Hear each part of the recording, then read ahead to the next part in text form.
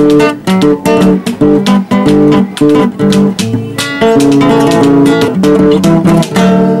ouvert, lève-moi nique mon anzambe monani. Loboko na tata ese moi milikola balinga mina ye. Ciel ouvert, ciel ouvert, ciel ouvert, oh ciel ouvert, ciel ouvert, oh ciel ouvert, ciel ouvert. Ndeko landaka yango, ndeko talaka yango, oh na Vincent Makeba.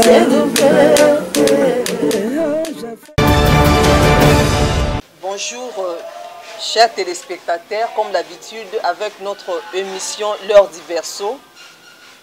Que vous soyez bénis là où vous êtes. Vous allez encore suivre notre émission dans la profondeur, comme j'avais dit autrefois, que nous allons avancer mollo mollo. Je ne serai pas trop pressé.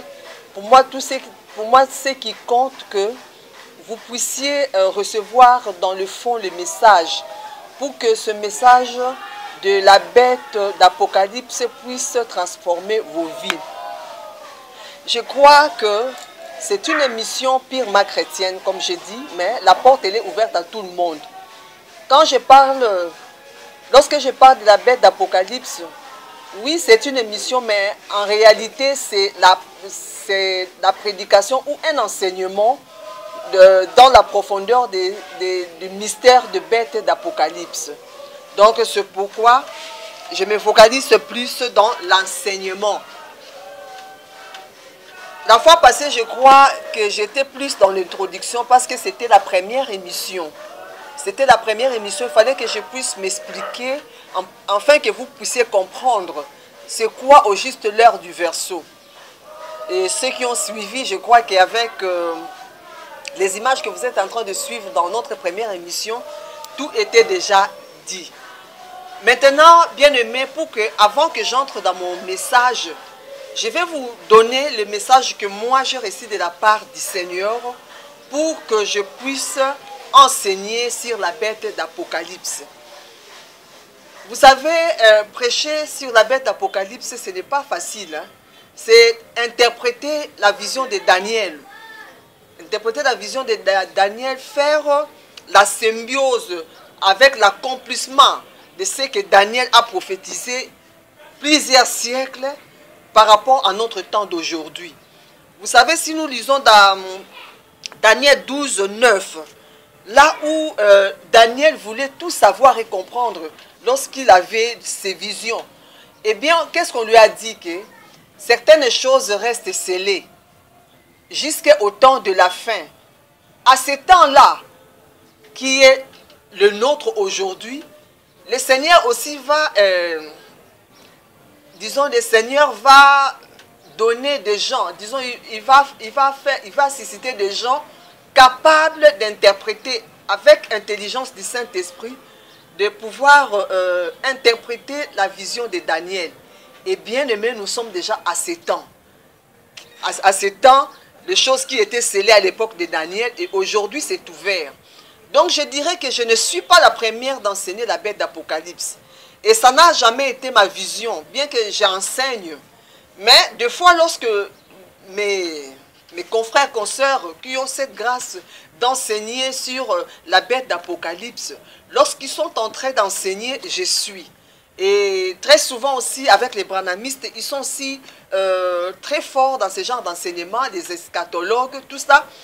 Donc, je ne pensais pas qu'un jour, le Seigneur pouvait aussi me donner cette charge de parler d'enseigner la bête d'Apocalypse. Eh bien, voici le message que j'avais reçu de la part du Seigneur. J'ai connu une fracture à la jambe, je crois c'est à la jambe gauche. C'était le 1er mars de cette année. Je n'ai connu aucun accident, ni un mouvement que je suis tombé, ni un faux pas. C'était comme ça d'une façon, je ne sais pas, mystérieuse. Je ne sais pas comment expliquer ça, mais en tout cas, j'ai connu une fracture dans la jambe gauche. Et quand je suis allée à l'hôpital, quelque part en Binza, j'ai été internée là-bas, j'ai fait 3 mois. 2 mois, je ne marchais pas, 2 mois et demi, je ne marchais pas. Mais j'étais sous traitement et la cassure, la fracture était vraiment très grande. Pourquoi? Parce qu'au niveau des chevilles, et ça coupait même l'une de mes veines. Et dans le pied, dans la jambe là-bas, au dedans, j'ai saigné, je faisais des pertes de sang et le pied était vraiment gonflé. Bon, en tant que servante de Dieu, je me suis posé tant de questions, mais Seigneur, pourquoi, qu'ai-je fait? Je n'ai pas connu un accident, je ne suis pas tombée. Je ne suis pas tombée, je n'ai pas fait un faux pas. Mais comment cela est arrivé? Et bien aimé, c'était peut-être le remords que je me faisais dans mon cœur. Nous sommes arrivés, pendant que je suivais des traitements, petit à petit, il y avait une amélioration. Mais vers le mois de mai, 3e semaine du mois de mai, j'ai été visitée d'une manière de transe, une transe angélique. Et dans cette transe, dans les messages qui m'a été donné, l'ange me posa la question, femme, pourquoi tu ne prêches plus? Moi, je n'avais pas de réponse à donner. J'avais la tête, j'avais incliné ma tête. Il repose la question, il dit, femme, pourquoi tu ne prêches plus? Vu la deuxième tonalité, moi j'ai eu un peu peur au-dedans de moi. Je me suis dit, peut-être comme je ne réponds pas, cela ne fait pas bien. J'ai voulu essayer de répondre pour me justifier. Bien aimé, je vais vous dire ceci. Lorsque nous sommes en face du Seigneur et que le Seigneur te dit quelque chose, tu n'as rien à rispoter devant ton Dieu. Tu n'as aucune explication parce que Dieu te connaît. Il te connaît. Bien aimé, quand il disait pourquoi tu ne prêches plus, cela veut dire que je n'ai pas arrêté de prêcher. J'ai prêché dans mon église, mais peut-être par rapport à mon appel et la mission que le Seigneur m'a donnée, réellement ça faisait un bon nombre de temps, je n'étais plus vraiment dans ces champs-là. Mais toutefois, je continue à servir le Seigneur. Vous savez, lorsqu'un serviteur de Dieu est appelé, sa présence est plus dans son appel, dans la mission que Dieu lui a confiée. Alors quand j'ai voulu m'expliquer, il ne me laissa pas le temps. Il a dit, femme, va prêcher sur la bête d'Apocalypse. Femme, prêche sur la bête d'Apocalypse. Vous ne voyez pas que les marques de la bête sont en train d'être distribuées. Et beaucoup des enfants de Dieu sont ignorants. Il posa la question, lorsque quelqu'un est malade, où l'on prélève la température, moi j'ai répondu, c'est sous les épaules, c'est là où on pose le thermomètre. Il a dit, maintenant voyez avec votre maladie le coronavirus, où l'on prélève la température. Bien aimé, comme j'étais hospitalisé, moi je ne sortais pas. Tout le confinement du coronavirus, je l'ai passé à l'hôpital. Et alors, ceux qui venaient, ce sont ceux-là qui nous rencontraient, ce qui s'est passé au dehors. Donc, parce que j'avais appris, avec les températures, on prélevait des températures sur le front ou bien quelque part ici. J'ai essayé de répondre. Il m'a dit, femme, va et prêche sur la bête d'Apocalypse. Parce que ceux qui reçoivent la marque de la bête, ils ne verront pas l'éternité. Bien aimé, dans mon cœur, j'étais touché. J'ai dit, mais Seigneur, s'il y a des enfants de Dieu ignorants qui ont déjà reçu le marque de la bête, mais maintenant, lorsqu'ils vont écouter les messages, quel remède pour ces gens-là? Ces gens-là manquent l'éternité à cause de l'ignorance.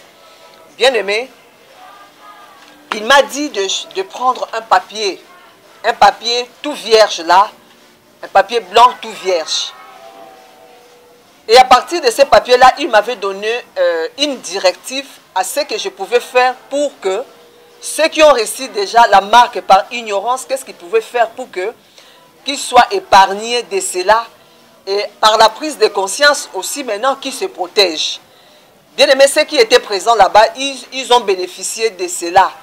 Mais j'aimerais plus à la fin de mon enseignement sur la bête d'Apocalypse, pour ceux qui vont me suivre, sont ceux-là à qui je veux expliquer qu'est-ce qu'ils vont faire. Parce que aujourd'hui, c'est presque dans le monde entier. Avant d'entrer, d'avoir accès dans une place publique, on doit nécessairement vous prélever la température par cette chose-là qu'on est en train d'utiliser, soi-disant le thermomètre. Bien aimé, c'était là le message que j'avais reçu de la part du Seigneur. Revenu en moi-même, je me suis dit, mais la bête d'Apocalypse, ce n'est pas facile la tâche que le Seigneur m'a donnée. Je sais que pour enseigner cela, il faut vraiment avoir des précisions, parce que c'est un message que vous êtes en train de transmettre à un peuple. J'ai pesé ça trop lourd, mais je me suis dit, comme c'est un ordre venant du Seigneur, je sais que par l'aide du Saint-Esprit, j'y arriverai. Si Dieu m'a choisi et m'a envoyé, c'est qu'il m'a jugé capable. Bien aimé, c'est passé. Après 5 jours, il y a encore notre visitation par transe. Cet ange-là, il s'est présenté par son nom propre. Et j'étais là. Il m'a posé la question, femme, tu crois que nous les anges, nous sommes puissants? J'ai répondu, oui mon Seigneur. Que nous sommes capables de donner la vie et de la reprendre, oui mon Seigneur. C'est parce que, il a répondu, c'est parce que nous avons Jésus-Christ. C'est moi qui dis Jésus-Christ, mais il a dit parce que nous avons Amashia. Et Amashia est puissant. Et partant de là, maintenant, il commençait à me dire, abandonne le mal, faites de bien. Accrochez-vous à la parole de Dieu. Priez. Sachez qu'il y aura un jugement dernier. Excusez-moi. Sachez qu'il y aura un jugement dernier et que Jésus-Christ reviendra sur cette terre. Quand il a fini de dire ça, il m'a dit, femme, va, prêche sur l'enlèvement de l'Église. Parle tout haut. Prêche sur l'enlèvement de l'Église. Et puis il me dit, il ne reste qu'un quart d'heure. Jésus-Christ revient bientôt. Et il me quitta. Revenu à moi-même, j'ai dit, sûrement le Seigneur a besoin que je puisse enseigner le peuple de Dieu. Bien-aimé, je suis sorti de l'hôpital, c'était à la hâte parce que j'ai reçu un peu de messages. J'ai reçu beaucoup de messages. Mais ce qui est pour le peuple de Dieu, le corps du Christ, c'est ces 2 messages ici, sur la bête d'Apocalypse 13 et l'enlèvement de l'Église. Maintenant, quand je suis sorti de l'hôpital, après ces messages, une semaine après, j'ai commencé un peu à marcher. Donc, même quand je suis sorti, il y avait un peu de petits emboîtements, mais que faire parce que je devais sortir pour me préparer. Je suis entré dans la prière moi-même à la maison avant que je commence.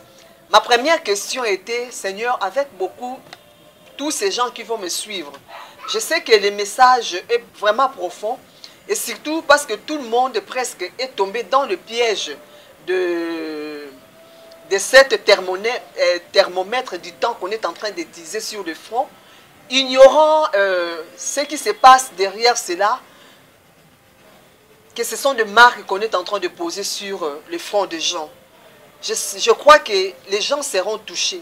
Alors j'ai voulu demander à Dieu, si maintenant ces gens-là voulaient se racheter par rapport à ces messages, comme Jésus-Christ n'est pas encore apparu dans les airs, et peut-être la mort n'est pas encore arrivée dans leur vie, s'ils veulent se racheter pour ça, est-ce que je dois toujours faire le même orientation, la même orientation que vous m'avez donnée avec le papier blanc? C'était ça le but de ma prière. Je voulais une réponse encore concrète pour ça. Et je voulais encore comprendre et savoir les un quart d'heure, qu'est-ce que le Seigneur voulait dire par là? Bien-aimé, Dieu n'est pas un humain. Vous savez que, à ce qui concerne l'ère où Jésus-Christ apparaîtra dans les airs, bien-aimé, cela concerne Dieu lui-même. Même Jésus-Christ, le Fils de l'homme, il ne connaît pas les jours. Cela, c'est un secret dans le cœur de Dieu lui-même. Alors, voilà la façon dont le Seigneur m'a répondu. Pas dans une vision, pas dans un songe, mais j'étais dans la période de ma prière là. Je suis sorti. Je me trouvais sur le boulevard Triomphal. Ceux qui sont congolais, qui me suivent, ils connaissent le boulevard Triomphal vers le palais du peuple. Je prenais un bus pour me rendre à Limité, ou me rendre quelque part, c'était à Limité. Quand je suis arrivé là-bas, j'ai pris un bus, je suis entré à bord du bus. Quand je suis entré, je ne comprends pas aussi quelle manœuvre qui s'était passée là-bas, parce que j'étais la seule à l'arrêt. J'étais la seule à l'arrêt lorsque le bus était là. Quand je suis entré, je me suis mis à ma place. Subitement, le conducteur qui est le chauffeur, il a changé d'aspect. Il commençait à crier tout haut. Dans ces bus, il n'y a pas de prédicateurs, il n'y a pas de serviteurs de Dieu qui peuvent prêcher. Maintenant, les gens ne comprenaient pas. Oh, mais qu'est-ce qui ne va pas avec ces chauffeurs? Les chauffeurs continuent à crier.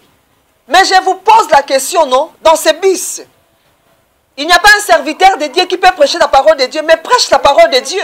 Qu'est-ce que tu attends pour prêcher? Alors, j'ai senti et j'ai compris la tonalité. Je me suis dit que non, ce n'était pas les chauffeurs, mais c'était le Seigneur qui s'adressait à moi. Bien aimé, si le Seigneur pouvait adresser à Balaam à travers un âne, bien aimé, Dieu peut utiliser même un chauffeur pour adresser à quelqu'un à qui, disons, à qui il veut s'adresser. Moi, j'avais compris que c'était moi. Alors, je me suis dit, oui, ne vous en faites pas, ne soyez pas troublés. Parce que les clients étaient là, étaient troublés, se posaient des questions. Même le receveur même se posait des questions. Mais qu'est-ce qui ne va pas avec le chauffeur? Moi, j'ai dit, non, non, je suis là, je suis servant de Dieu. Soyez calme, je vais prêcher la parole de Dieu. Et c'était dans le bord du bus, je commençais à prêcher la parole de Dieu. Je prêchais, je commençais à prêcher, je prêchais sur la bête d'Apocalypse et sur l'enlèvement de l'église. J'ai fait la synthèse rapide. Et lorsque je suis arrivé à mon arrêt de descente, subitement, les gens qui étaient dans le bus commençaient à me donner les offrandes. Et ils étaient contents. Ils ont dit merci pour le message. Lorsque je suis descendu du bus, ça m'a vraiment interpellé. J'ai dit non. Ce qui m'impressionne ici, ce n'est pas l'offrande, mais c'est que Dieu veut que je puisse prêcher. Et je fais passer le temps. Voilà la raison pour laquelle je suis passé l'opportunité où la porte était ouverte, dans le ciel ouvert, avec cette émission L'heure du verseau, qui était déjà dans le programme d'être lancé. Mais pour commencer par l'enseignement de Bête d'Apocalypse, c'est parce que j'ai reçu une recommandation de la part du Seigneur. Voilà ce que je pouvais dire par rapport au message. Je donne mon numéro si tu veux m'appeler. Je suis dans 243 090 14 13 152. Là, c'est moi-même que vous allez trouver à la ligne. Bien-aimés, voilà les raisons qui m'ont poussé à enseigner la bête d'Apocalypse. Et par l'aide du Saint-Esprit, je vous dis maintenant, je sais vraiment très bien accompagner le peuple de Dieu par cette grâce afin que vous puissiez comprendre. Je crois que vous ne serez pas déçus tout le long de notre enseignement. Bien-aimés, bien que je parle, j'ai donné les messages en français, oui, mais prochainement, il y aura une séquence où je vais bien expliquer ça à Lingala pour d'autres.